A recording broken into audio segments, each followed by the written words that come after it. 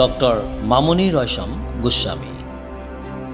তেখেতৰ প্ৰকৃত নাম আছিল ইন্দিৰা গোস্বামী। সততে মামণি বাইদেউ বুলি তেখেতক জনা যায়। আমাৰ সকলোৰে গৌৰৱ যে তেখেত এগৰাকী জ্ঞানপীঠ বঁটা বিজয়ী সাহিত্যিক। তেখেতে মাতৃভাষা অসমীয়াৰ উপৰিও ইংৰাজী ভাষাতো সাহিত্যকৃতি সৃষ্টি কৰিছিল। ৰামায়ণী সাহিত্যৰ গৱেষক হিচাপে মাধৱ কন্দলীৰ ৰামায়ণৰ গৱেষণাত ডক্টৰেট ডিগ্ৰী লাভ কৰা মামণি বাইদেৱে দিল্লী বিশ্ববিদ্যালয়ৰ আধুনিক ভাৰতীয় ভাষা বিভাগৰ অধ্যাপিকা স্বৰূপে অৱসৰ গ্ৰহণ কৰিছিল।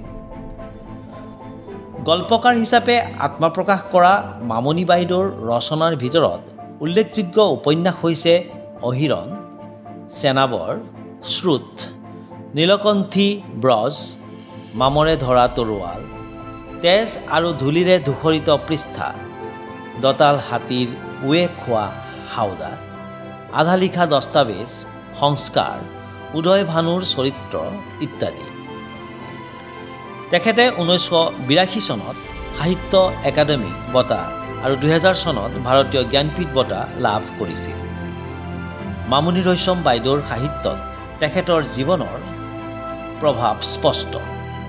এই কথা তেখেতে নিজৰ আত্মজীৱনী, আধা লিখা দস্তাবেজ আৰু অন্যান্য প্ৰসংগতো একাধিকবাৰ উল্লেখ কৰা দেখা যায়। বাইদেৱে কৈছিল যে I try to write from the experiences of my life. I only mold these experiences with my imagination. তেখেতৰ সাহিত্য কৰ্মসমূহে সাধাৰণ মানুহৰ বাস্তৱ জীৱনৰ কঠোৰ সত্য প্ৰতীয়মান কৰিলেও তেখেতৰ প্ৰকাশভংগী অত্যন্ত সংবেদনশীল। 2008 চনত প্ৰিন্সিপাল প্ৰিন্স ক্লজ সন্মান গ্ৰহণ কৰিবলৈ যাওঁতে এমষ্টাৰডামৰ দ্য পাৱাৰ অৱ আৰ্ট পত্ৰিকাক দিয়া এক সাক্ষাৎকাৰত বাইদেৱে কৈছিল যে যিহেতু বিষয়বস্তু অতি ৰুক্ষ, গতিকে কাব্যিক ভাষাৰ প্ৰয়োগ কৰিবই লাগিব। মোৰ গল্প হৈছে কঠোৰ বাস্তৱক লৈ লিখা, কিন্তু মই ইয়াক সাহিত্যলৈ ৰূপান্তৰ কৰি পেলাওঁ, অন্যথা ই এখন প্ৰচাৰ পত্ৰিকাহে হ'বগৈ। তাৰ বাবে নিজে শিল্পী হ'ব লাগিব, এজন মহান শিল্পী, অন্যথা জনতাই ইয়াক কেতিয়াও আদৰি নল'ব। এই কথা হয়তো বহুতৰে অৱগত নহয় যে কেতিয়াও অসমীয়া চলচ্চিত্ৰ বা অভিনয়ত ভুমুকি নমৰা ডক্টৰ মামণি ৰয়ছম গোস্বামীয়ে সামাজিক সাংস্কৃতিক অনুষ্ঠান eagle school of drama and film institute আৰু শিল্পী সেনানীৰ দ্বাৰা নিৰ্মিত হোৱা এখনি ডিজিটেল ছবি স্বাধীন অসমত অভিনয় কৰিবলৈ সন্মতি প্ৰকাশ কৰিছিল। উক্ত ছবিখনৰ পৰিচালকৰ মুখেৰেই জানো আহক এই সম্পৰ্কে তেখেতৰ অভিজ্ঞতা। আপুনি অৱশ্যে ঠিকেই কৈছে, এইটো আমাৰ ডক্টৰ মামণি ৰয়ছম গোস্বামী অভিনয় কৰা হয়তো এইখনেই চাগে এখন প্ৰথম আৰু হয়তো সৰ্বশেষ ডিজিটেল ছবি হ'ব। তেখেতে অভিনয় কৰিছিল, এটা অতিথি চৰিত্ৰ এটা তেখেতে ৰূপায়ণ কৰিছিল।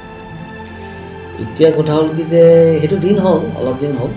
তেখেতক আমি যেতিয়া মই স্ক্ৰিপ্টখন ৰেডি কৰিছিলোঁ, ৰেডি কৰি পেলাই তেখেতক মই দিল্লী ইউনিভাৰ্চিটিত গৈ লগ কৰিছিলোঁ। তেখেতক মই অনুৰোধ কৰিছিলোঁ যে বাইদেউ এটা ৰোল এটা আছে লেখিকা ছায়াৰ, আপুনি সেই অভিনয়টো কৰিলে আমাৰ অনুষ্ঠানৰ সকলো ছাত্ৰ ছাত্ৰী সদস্য যথেষ্ট উৎসাহিত হ'ব। তেওঁ আমাৰ এই অনুৰোধৰ প্ৰতি সঁহাৰি জনাইছিল আৰু গুৱাহাটীৰ তেখেতৰ বাসগৃহত, তেখেত যেতিয়া দিল্লীৰ পৰা এবাৰ আহিছিল তেতিয়া আমি তেখেতৰ বাসগৃহতে আমি শ্বুটিং কৰিছিলোঁ। 2 দিন আমি শ্বুটিং কৰিছিলোঁ তেখেতৰ তাত। আৰু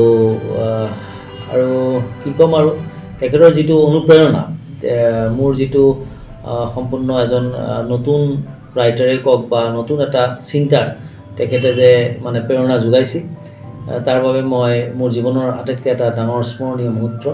লগতে আমাৰ ইগল আৰু শিল্পী সেনানী অনুষ্ঠানৰ সকলো সদস্যসকলৰ বাবেও এক স্মৰণীয় মুহূৰ্ত হৈ ৰ'ব। বাইদেউৰ যি অনুপ্ৰেৰণা, সেই অনুপ্ৰেৰণাৰে উৎসাহিত হৈ আমি আজিও আমাৰ কৰ্মৰাজিত ব্যস্ত হৈ আছোঁ। সামাজিক সাংস্কৃতিক কাম কাজত আজিও আমি জড়িত হৈ আছোঁ। অনাকাংক্ষিতভাৱে আমি বাইদেউক অতি সোনকালে হেৰুৱালোঁ আৰু আজিৰ দিনটোত আৰু কি ক'ম, আজিৰ দিনটোত বাইদেউলৈ হৃদয়ৰ পৰা সশ্ৰদ্ধ প্ৰণিপাত জনাইছোঁ। তেওঁ যাতেই থাকক, যাতে শান্তিৰে থাকক, আৰু তেখেতৰ যি সৃষ্টিৰাজি সেই সৃষ্টিৰাজি আমাৰ মাজত সদায় আছিল আছে আৰু মানে চিৰদিনলৈ থাকিব। ইউনিভাৰ্চেল বিটছ অসমৰ প্ৰথম নিবেদন স্বাধীন Assam protest against the crime. Jnanpith বঁটা বিজয়িনী ডক্টৰ মামণি ৰয়ছম গোস্বামী পোন প্ৰথমবাৰৰ বাবে লেখিকা ছায়াৰ ৰূপত। মই ছায়া। ফ্ৰীডম লাগে সকলোকে। তুমি পাৰিবা। শ্বহীদৰ তেজবোৰ যদি সাঁচিব পৰাহেঁতেন হ'লহেঁতেন সৃষ্টি এখন লুইতল। হত্যা সন্ত্ৰাস দুৰ্নীতি আৰু লেতেৰা ৰাজনীতিৰ এক বাস্তৱ দস্তাবেজ। আই অসমীৰ উকাশিৰৰ এক অশ্লীল সত্য।